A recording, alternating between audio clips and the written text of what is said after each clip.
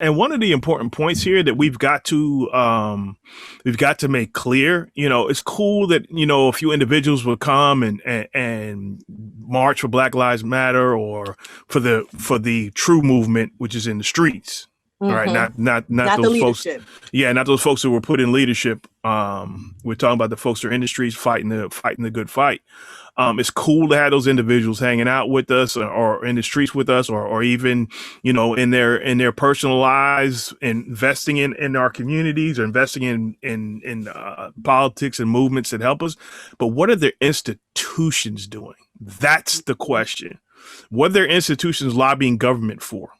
Right? What are their institutions doing to support us? Because our institutions that are supposed to be supporting us support everybody but us. The NAACP.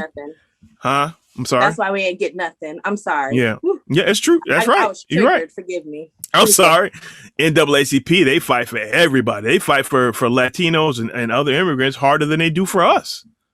All right. Up next, we have NAACP President Derek Johnson, also a plaintiff in the lawsuit. Please give me a warm welcome for him.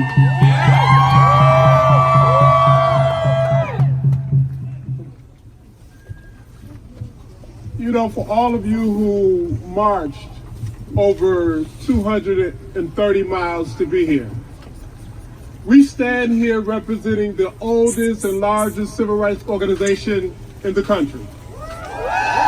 Behind me is Brad Berry, our general counsel, and Jeanette Luard, our deputy general counsel, who brought the DACA lawsuit.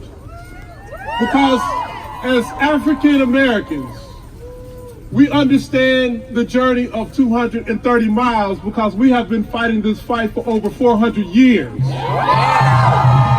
It is a journey that we understand clearly that when we fight, we win. When we fight, we win. It is an understanding that an attack on any communities of color is an attack on all communities of color. The NAACP will fight injustice wherever it occurs. And in this case, we believe that the government's decision to renege on promises that it made to hundreds of thousands of people who are here as our neighbors, who are working, who are going to school, who are not in trouble with the law. We believe that rescission of the program under those circumstances is just untenable. Right? The NAACP, the Urban League, everybody's going, they're fighting for POC, right? They're fighting caucus, for the Black Caucus, the Black Caucus, POC caucus, but the Hispanic caucus, the Asian caucus, the default white caucus, they're all fighting for their own people. We're the only group that's not expected to fight for our own people. MG, can you hold that for a second and not lose your train of thought? Can I throw this out here that the reason why the Black Caucus and all NAACP and all of our groups are lobbying for everybody else is because the fundraising dollars are in non-Black issues. If it's attached to Black people, people don't care about donating to it or making it happen in a real way. Outside of Black Lives Matter, and Black Lives Matter had nothing set up to go into the actual Black community. So you just threw money at a slogan. Mm-hmm. Y'all should have just bought t-shirts instead of giving them like real donations. Y'all should have just bought t-shirts and masks. Yep. That should have been your donation, you're right. not like real money. They shouldn't have raised $1 billion off a slogan, just a slogan that did nothing. Mm-hmm. They're like, but it created awareness. What policies got made? Man.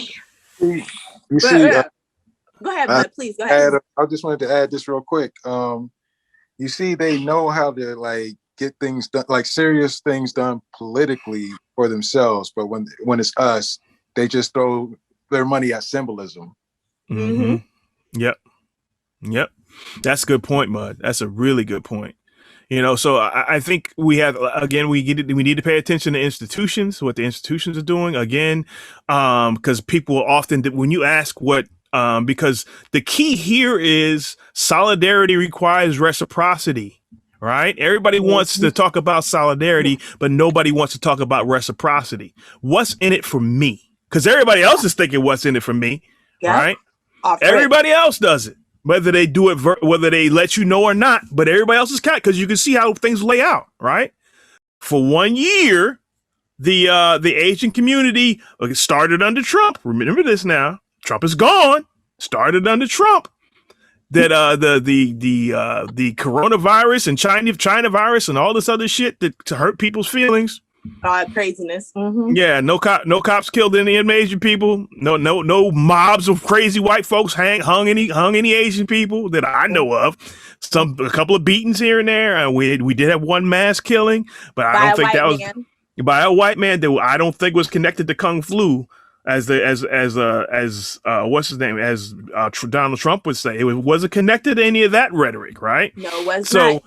So let's be clear, and they still got paid under the Biden administration, right? So they can lobby on both sides. They were lobbying during the Trump administration to get that shit to stop, and they lobbied to get paid under the Democrats. Yep. Right.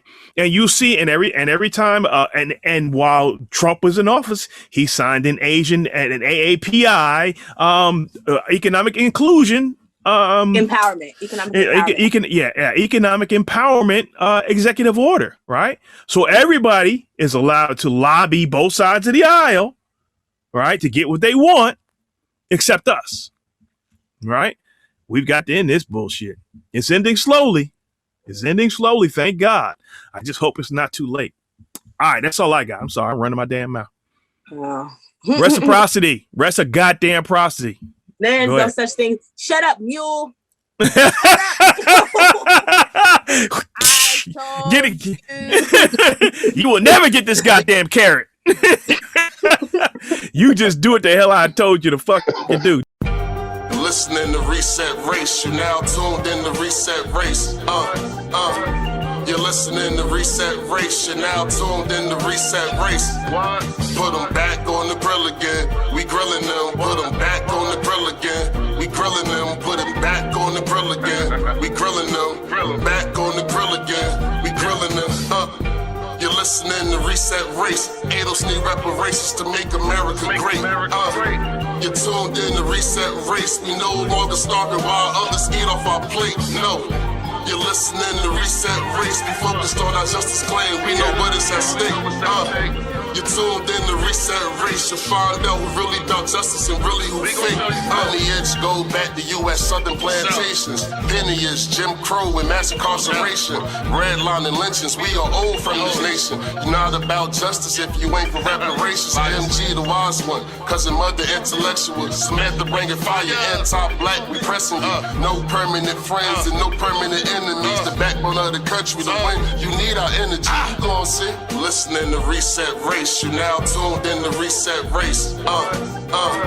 You're listening to Reset Race. You're now tuned in to Reset Race. Put them back on the grill again. We grilling them. Put them back on the grill again. We grilling them. Put them back on the grill again. We grilling them. Back on the grill again. We grilling them. You're listening to Reset Race. ADOS need reparations to make America great. You're tuned in to Reset Race. We no longer starving while others eat off our plate. No. You're listening to Reset Race. We focused on our justice claim. We know what is at stake. You're tuned in to Reset Race. You'll find out who really about justice and really who fake. Until you do right by me, everything you think about is gonna crumble.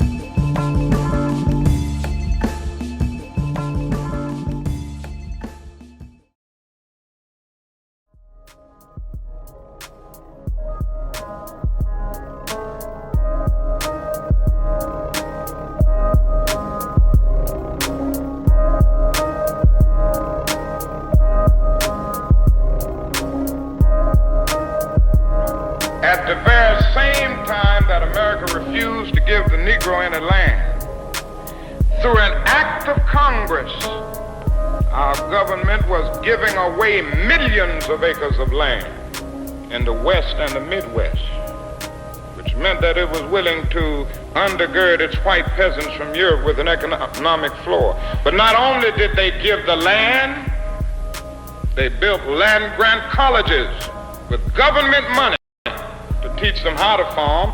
Not only that, they provided county agents to further their expertise in farming. Not only that, they provided low interest rates in order that they could mechanize their farms. Not only that, today, many of these people are receiving millions of dollars in federal subsidies not to farm, and they are the very people telling the black man that he ought to lift himself by his own bootstraps. And this is what we are faced with, and this is the reality. Now, when we come to Washington in this campaign, we are coming to get our check.